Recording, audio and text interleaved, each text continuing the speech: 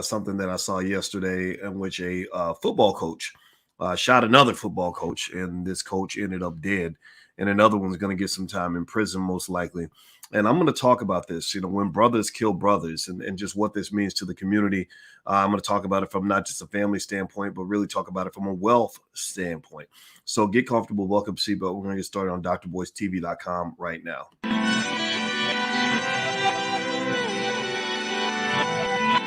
Here we are, clan the isms, cataclysm, great. Our people out here struggling, trying to make it in this state.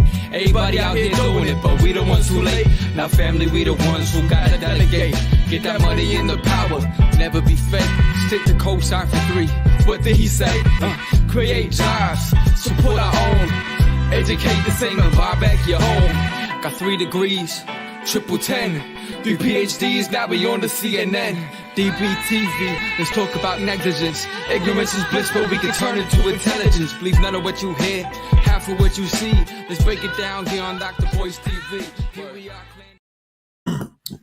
Hey, what's going on, guys? I hope you guys are having a good day. My name is Dr. Boyce Watkins. Welcome to drboycetv.com, the home for intelligent Black people. And today, I'm kind of having some mixed emotions because I saw this story yesterday that really made me sad. And it involves a guy named Mike Hickman, who is now deceased, who was a football coach who was apparently killed by another football coach.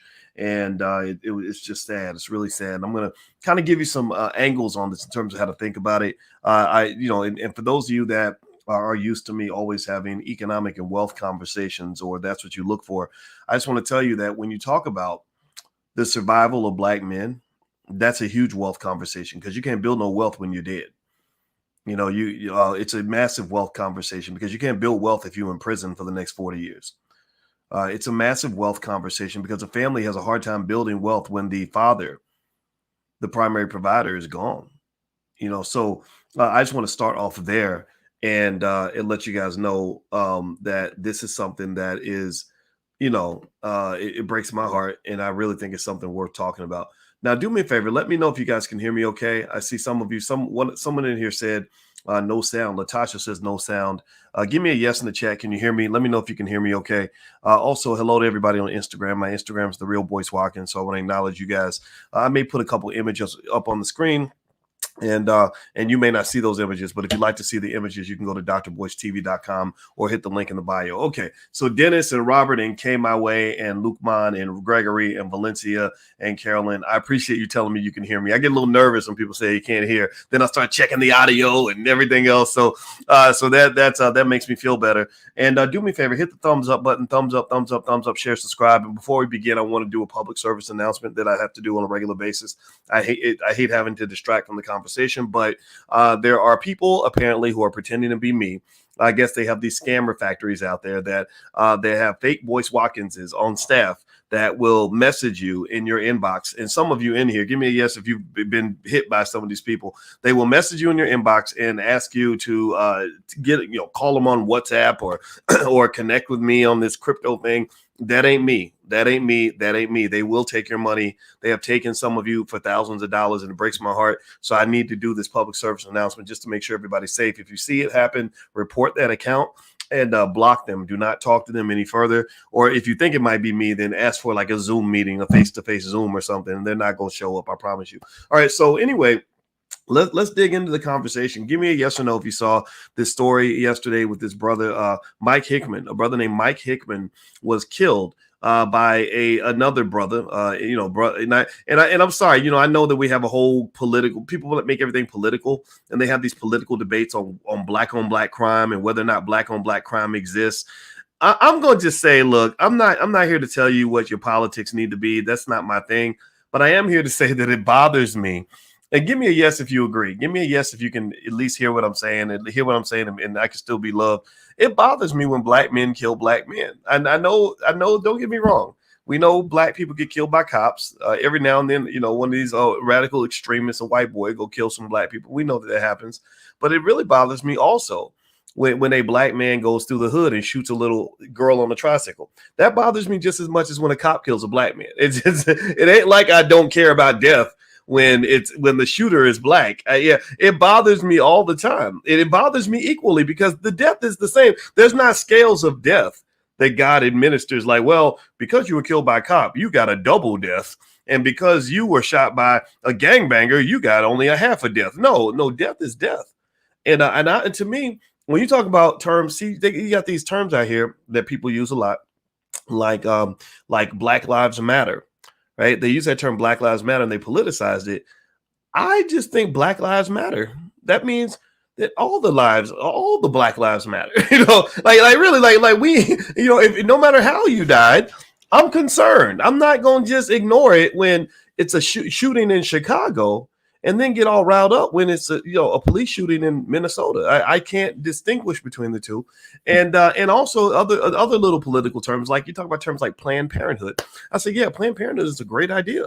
So plan who the hell you sleep with. Don't be sleeping with no losers who ain't going to take care of their kids.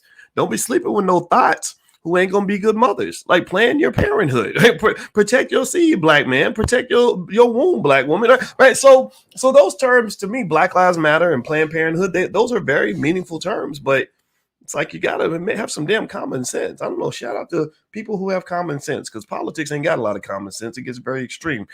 So with that said, let me jump in and talk about the specifics of this particular incident. So there is a brother by the name of Mike Hickman. And Mike Hickman was a youth football coach. Let me see. I don't have the city or the state in front of me. I should have all that. If I was a real journalist, I'd have all this information. Mike Hickman, this brother, I'm gonna put him on the screen so we can properly respect and memorialize him. Mike Hickman was, I guess, apparently there was some sort of argument that took place over a youth football game. And this was a game that involves, I guess, kids about 9-10 years old, from what I've read. And it got kind of out of control, and there was a fight. And during the fight, he was allegedly shot by another brother by the name of Yakub. And ultimately, this brother actually that shot him happens to be the brother of a Dallas, Texas. Thank you, Dallas, Texas. They love football in Texas. Shout out to Texas football. They got the best football players in the world, the best track athletes in the world too. I'm a big fan of track and field. And next thing you know, there's one Black man that's dead. The other one is driving off in his car, and it becomes a whole big thing. So in terms of speaking about the specifics of that death, I'm only going to say this. Number one, innocent till proven guilty. We don't know the circumstances. For all we know, it could have been self-defense. For all we know, somebody else could have pulled the trigger. I mean, I assume that the witnesses have already confirmed that who shot the guy, but it could have been anybody, right? Or anything could have happened. Or it could have been any situation, right? So I'm not here to presume who is necessarily the bad guy. I will admit, though, my bias is to say that the guy who's in the casket wasn't the bad guy. But then again, maybe, there was something going on. Maybe there was some bullying going on and somebody pulled out a gun to defend themselves. So I'm not here to make that assumption one way or the other. However, here's where I am trying to jump in and really just have a conversation that I hope we can hear.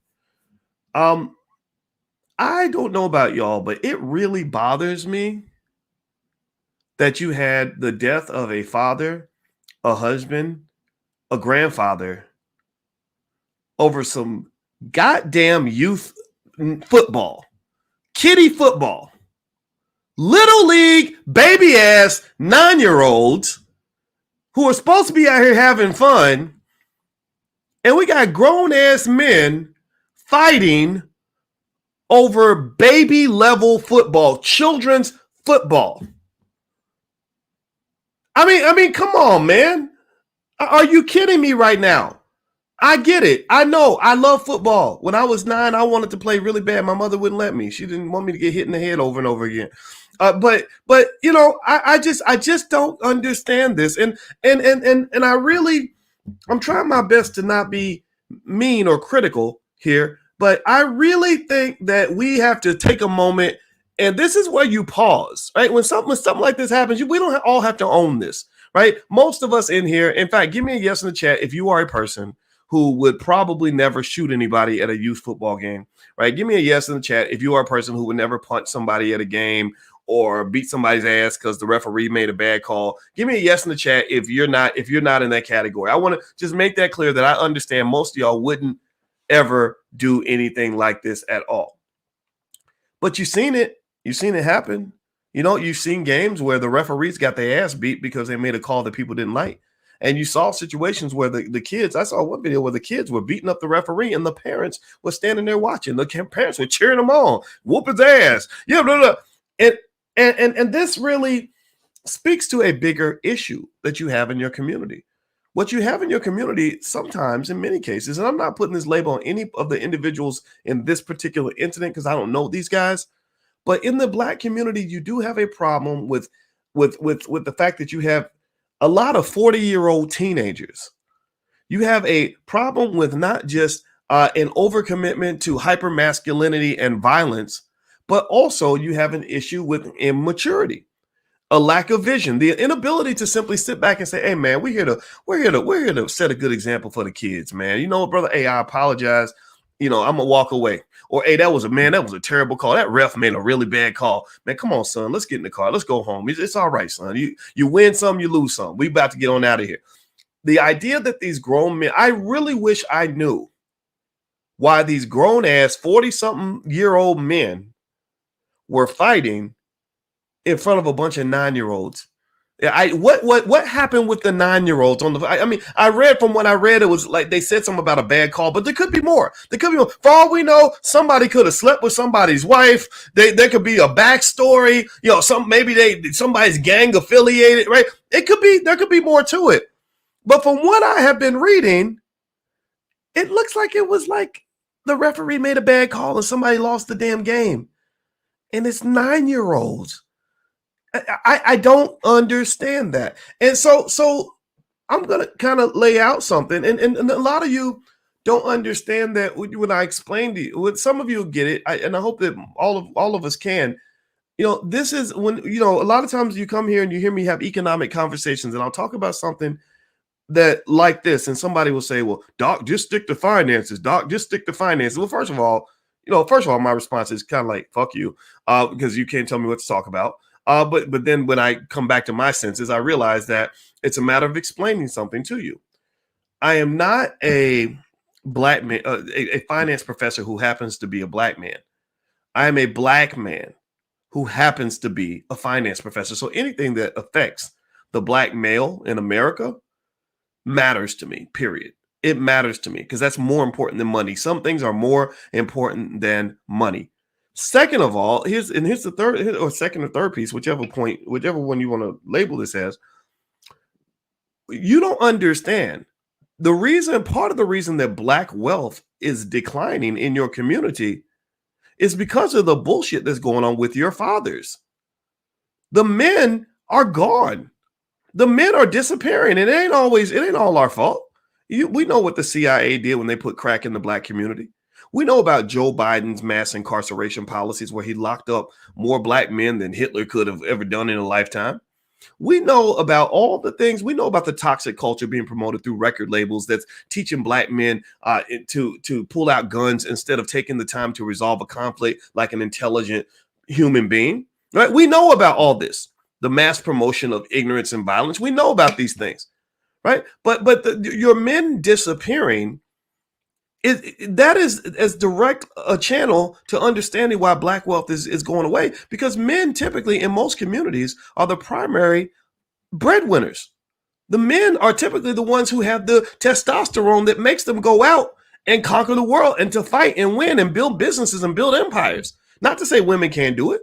We know women are doing a lot out here, but a lot of stuff women are doing, to be quite frank with you, I hope I can say it and still be loved. I hope it doesn't sound sexist, but a lot of women are out here becoming kings and empire builders because the men ain't around to do it. Do you understand what I'm saying? There are a lot of women. I meet a lot of women who are millionaires and bosses and on top of the world. And they're like, "God, I had to do it this way because I didn't have no help." Where are the men? "Oh, well, your 35-year-old potential husband is running around sagging his pants trying to be a goddamn 18-year-old. Or he's running around thugging trying to be a player and doing all kinds of stuff that is typically reserved for teenagers." Your growth, Black man, to some extent has been stunted. And it's been stunted by the society in which you live. It's not just now. It's happened all throughout history.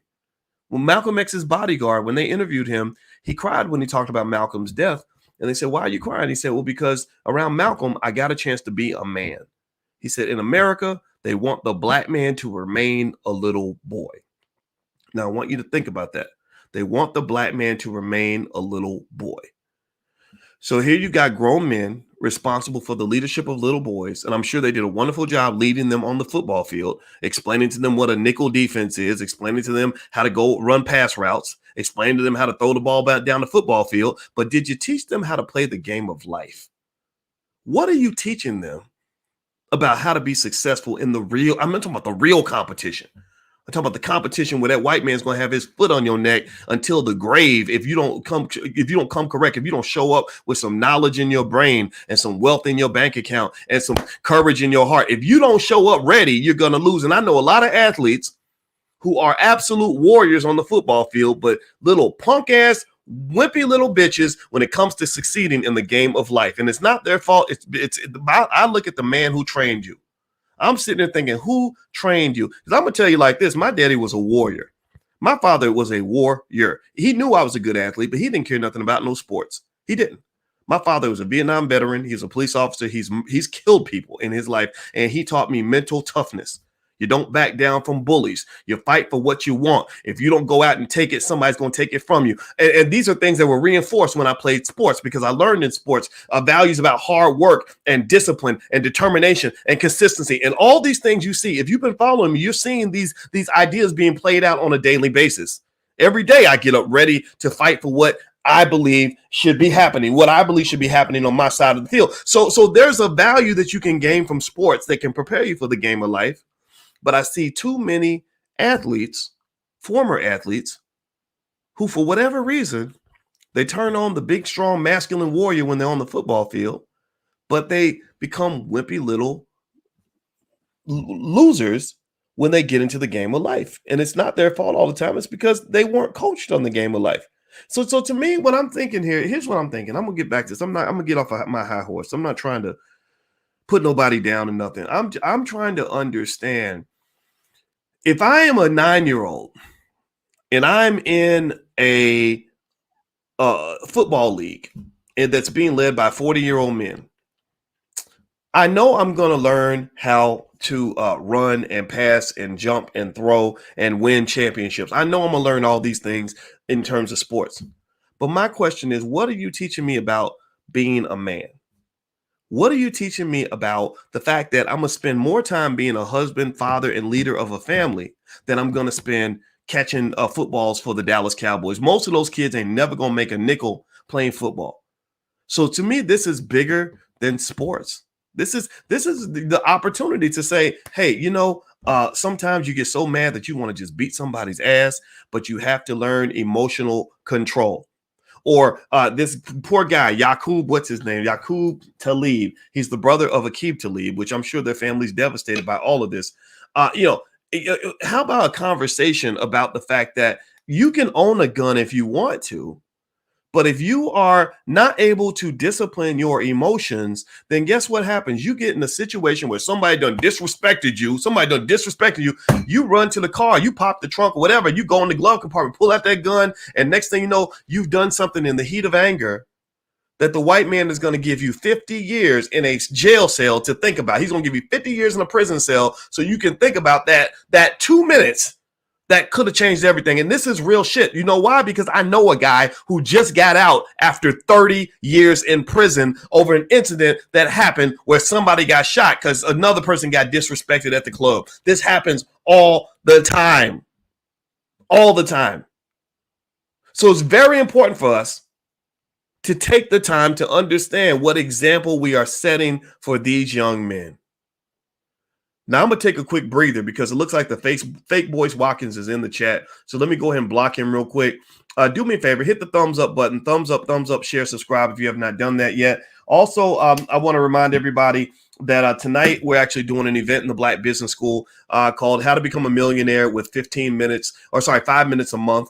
And it's pretty straightforward in terms of explaining the principles of wealth. It's free to everybody who's in the Black Business School. you can join the Black Business School for free.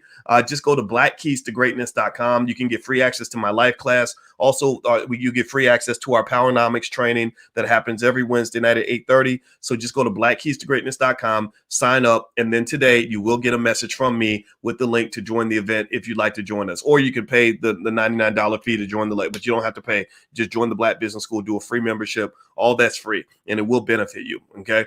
Excuse me. All right. So let me go ahead and show. I'm gonna show y'all something right quick. When I saw this incident with Yaqub Talib allegedly shooting Mike Hickman at a Dallas youth football game, you know what it made me think about, to be honest with you, when we talk about the existence of the 40-year-old teenager in the Black community? It made me think about this. It made me think about Will Smith slapping Chris Rock, and why that whole situation really bothered me. And I hear the whole conversation of, well, you can't disrespect a man's wife, and he shouldn't have been talking out. He should have kept his name out of his mouth and all. Okay, I hear all that. I don't get it completely because it didn't accomplish the goal. I'm into problem solving, and the way I see it, Will did not accomplish his goal of keeping his wife's name out of Chris's mouth, because Chris stopped talking about his wife, but everybody else started talking about his wife. So his wife's name is more in the mouths of more people than it was before he slapped Chris Rock. So he did not, in my view, really achieve the goal. But either way, though, here's the point. When I thought about Chris Rock and Will Smith, I'm looking at two men who are in their 50s, who literally are either grandfathers or close to becoming grandfathers, could be grandfathers. The brother that was shot, Mike Hickman, was a grandfather. And I'm sitting here and I'm thinking, at what point do we even take a moment to realize that the way you solve a problem when you're 50 is different from the way you solve a problem when you're 20? I understand when you're 20, you punch somebody in the face. When you're 18, you get in a fight. When I was 16 years old, there was this boy that was messing with me. And one day I came to school pissed off. And you know what I did? I picked up a desk and I slammed it on his head. Right. And I didn't even I don't even regret it. I didn't even apologize. I never will apologize because he deserved that shit, in my opinion. I'm not going to lie. But now I'm not going to do that. I'm 50 years old. I'm not trying to go to jail. I'm not trying to handle a situation with violence that could have been handled without violence. I'm not trying to embarrass myself in front of my children. I'm not trying to get shot in front of my children. I'm not trying to get hauled off in handcuffs in front of my children. I'm not trying to do none of that. So what I'm asking you, what I'm really trying to help us understand here is that you have to take a moment and acknowledge the fact that part of the reason that the community struggles, part of the reason that Black wealth keeps dropping, part of the reason the Black family is disappearing is because you have, unfortunately, some toxic culture that is encouraging Black men to act like kids, even in their 30s, 40s, and 50s. And then also, I'm sitting there thinking, this brother Yaqub, who carried that gun, I'm sorry, my buddy Maj Toure out of Philadelphia runs Black Guns Matter. And Maj is all about carrying a gun. And Maj carries a gun everywhere he goes. Everywhere he goes, Maj has a gun. But I bet you Maj will probably have something to say about the fact that when you carry the ability to be the arbiter of life and death in your pocket everywhere you go, you got a gun on your hip everywhere you go, you better learn some discipline and emotional control. You better learn some discipline. And I even wonder with this poor brother, he played football his whole life. I wonder if there is a brain damage issue. Because if you remember, but first of all, a lot of football players have CTE. That's very prevalent. It's common, quite common. Number two, I think about Aaron Hernandez, who played for the New England Patriots. And he would get angry. And at the point of his anger, where most of us would say, okay, man, I'm not going to do nothing stupid. I'm not going to do nothing that's going to get me locked up. There was a part of his brain where that trigger did not go off. So literally that trigger didn't go off. So another trigger went off. So Aaron Hernandez, after winning the Super Bowl, while he's winning Super Bowls, I kid you not, was literally shooting people in the club. And the reason he didn't get caught for such a long time was because people were like, that's not possible. Why would a Super Bowl champion be at the club shooting people over nonsense? Well, it's because he had brain damage. And it was all confirmed. It was all proven. He had significant CTE. So partly in Yaqub's defense, without necessarily saying he is a bad person or he's guilty 100%, we don't know the situation. I really think we should have more conversations about CTE and brain damage. I also think that Black parents or any parents who really care about their sons should just really take a moment and just ask yourself whether or not being on the football field is something your son has to do. I know that's a touchy one because we love football, and I ain't gonna lie, I'm a little bit of a hypocrite. I love to watch a good football game. I'm an Ohio State Buckeye. I get excited when they're gonna win a championship. So I'm a little bit of hypocritical in that category because I love to watch football, but I wouldn't let my son play football. I'd probably have my son do some sport that's dominated by white people so he could be the greatest on earth. I'd have my son out there playing golf. I'd have my son out there playing lacrosse. I have my son out there playing tennis. John McEnroe actually said that if black men played tennis as much as we play basketball and football, we would take over the sport. Do you hear what I'm saying? That if black men, unfortunately, we all get pulled into basketball, football, and track, and maybe a little bit of baseball. But I'm telling you, if black males, if we started spreading out and picking some of these other sports that are less likely to give you brain damage, that are dominated by white people, I believe that we would take over those sports. All tennis is all about is being able to get around the court fast and jumping high and hitting the ball hard and being, and the quickness and all that. We got all of that. We got everything you need to be a great tennis player. We're born with that, right? So ultimately, what I'll say at the end of the day is this whole situation made me sad, and I really hate the idea that we would take little league kiddie football so serious that the parents would just devolve into a fight like that. I would really love to know the sequence of events that led to that occurring. I would love to know if there was a backstory that maybe it made it more significant than what it appears to be. Maybe they weren't fighting over football. Maybe they were fighting over something else. But at the end of the day, it's sad. It's ridiculous. And y'all can't act like you haven't seen it. You see that kind of unfortunate immaturity that's being heavily promoted amongst black men all throughout our society. I don't understand. I get it if you, like you think about the Will Smith situation. I get it if you understand why Will Smith wanted to slap Chris Rock.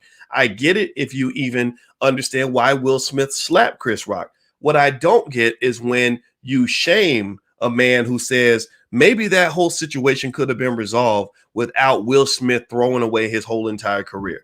Maybe that situation could have been dealt with those two talking it out backstage. Maybe that situation could have been dealt with in a scenario that didn't involve the possibility of a black man being hauled away in handcuffs in front of the entire world, because that's what they were supposed to do. They really should have taken Will Smith away in handcuffs, because you're not allowed to go slapping people just because they make you mad. I know your favorite rappers make you think you could be gangster, thug, and shoot and kill and all this all the time. Well, a lot of young guys, they don't learn that life ain't the movies. They don't learn that until it's too late.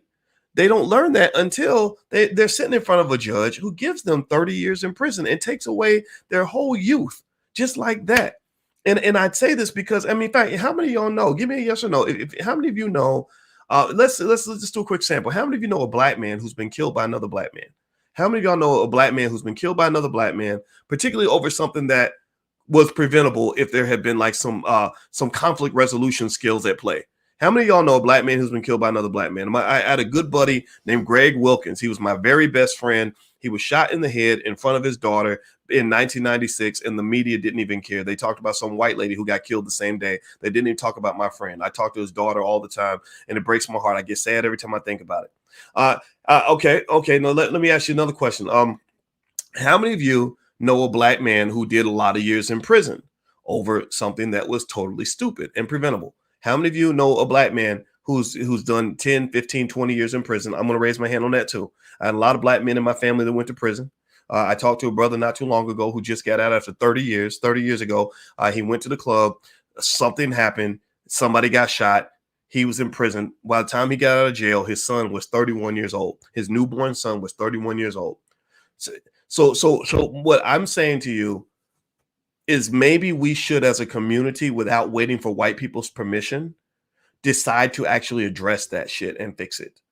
Maybe we should do this without waiting for CNN to tell us to do it, or waiting for the Democratic Party to tell us that this is an important issue. Maybe we should maybe as men, especially, we should manifest our own power of God, the ability to manifest the reality we want to see, right? That's what football is all about. Football is about power power is, according to the book Powernomics by Dr. Claude Anderson, power is the ability to pursue your agenda despite the opposition of others. Nowhere in that book does it say that power is the ability to pursue your agenda with the white man's permission. It doesn't say that power is the ability to pursue your agenda with people clapping for you. It doesn't say power is the ability to pursue your agenda when they finally allow you to do what you want to do. No, power is when you go in there and you do what you want, what you say you're going to do. And I would say this, I would say that as men, we can control whatever we want to control. I believe that when you are committed to something, nobody can stop you. So what I'm saying to you is that as a community, as leaders of our community, leaders of our families, it's important for us to go ahead and just say, no, we're going to stop all this stuff. We're going to stop cheering on 40-something-year-old men who are acting like teenagers and say, no, you need to act like a grown-up now. We get it. I mean, 20 years ago, I understand why you would have done it that way. But now we're doing things different because the babies are more important than us. No, now we're going to understand that yeah, I get it. I get pumped up about Little League football. I want to see my 9-year-old win a state championship too, but I'm only going to take it so far. There's a red line I'm not going to cross. I'm not going to get taken away in handcuffs in front of my 9-year-old or end up dead in front of him because you and I can't find some way as black men, as brothers, to work this situation out. Because I guarantee you that these two guys, Mike and Yakub, Mike is dead. Yakub is going to probably go to prison for a long time. So one's going to prison. The other one's dead. 2 fathers, 2 leaders, 2 role models in the community. Gone, both of them. I bet you anything. I bet you my last nickel that if these 2 guys were in different circumstances, they would have had a lot in common. They would have both been friends because both of them took the time to go mentor these precious young babies in the community. So it's not as if they were born to be sworn enemies. It's not like one's a Black Panther and the other one's a Klansman, right? It's not like one's a German, the other one's a Jew. No, they're pretty much the same. If you look at Hickman's picture, the poor brother who died, Mike Hickman, he looks like a football coach. He's a big, strong, burly dude. He probably played football, probably won a championship or 2. I mean, this is Texas. You don't really get to do this kind of stuff unless you have a backstory where you've actually done your thing when you were in high school or whatever, right? And the same thing with Yakub. This brother, his brother is in the NFL. The guy that killed him, his brother's in the NFL and shouts out his older brother, the one who pulled the trigger. He shouts him out all the time as the guy who mentored him as he was getting to the NFL. So to me, these guys should have been friends. And I'm just trying to understand, how is it that y'all should have been friends, but somebody just got shot and murdered in front of a bunch of little children who are going to be scarred for life, who also are going to walk away believing that if somebody pisses you off or disrespects you, that you're supposed to just handle that situation however you got to handle it. You got to throw away your freedom in front of your family. You got to give your life in front of everybody. I don't think it's necessary. I get it. There are things you should go to war about. There's some things that are worth dying over. Youth football, unless there's something about this story I'm not aware of, youth football ain't on the list of things you're supposed to be dying over. Along with, that's right up there with dying over a block that don't even belong to you, where you a renter on the block and don't own no property in that neighborhood, but you trying to die over the block that you don't even own. All that right there, to me, is the type of stuff we got to grow past as Black people. And I think this situation, Mike, in my view, to make his death worth something to the community, to make his death beneficial to somebody, to make sure he didn't die in vain, I'm hoping that everybody in here will give me a verbal yes in the chat to confirm that you are going to go and talk to young people about conflict resolution, that you're going to talk to your kids about how to resolve disputes in a way that turns your enemy into your friend instead of making your enemy into a bigger enemy. I would like a verbal yes from everybody in here who's I don't want you to just listen to the podcast and say that's right. Wait, preach, boys. I appreciate all that. Thank you. But I really want to know that you're going to take action, because this is our community. This is our hood. This is like in football. They say this is our house. This community is our house. So in my house, I'm going to make the damn rules. So in our house as a community, we need to be the ones who determine what the future of our children looks like. It ain't going to look like this.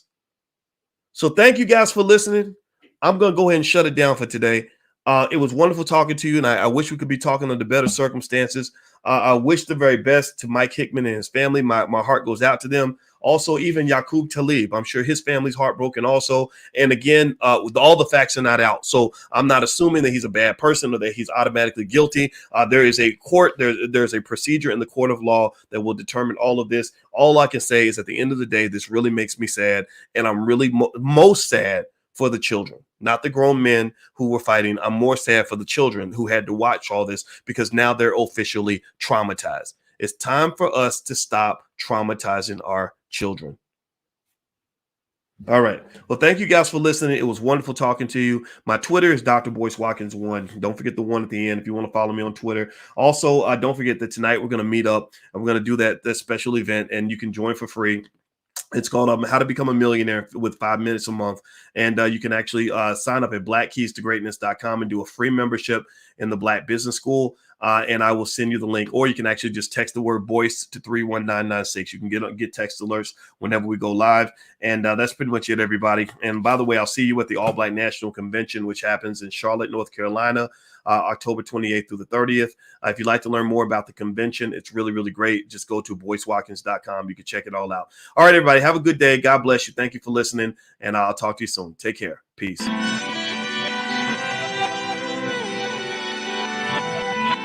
Here we are, clan the isms, cataclysm. Our people out here struggling, trying to make it in this state. Everybody out here doing it, but we the ones too late. Now family, we the ones who gotta delegate. Get that money in the power, never be fake.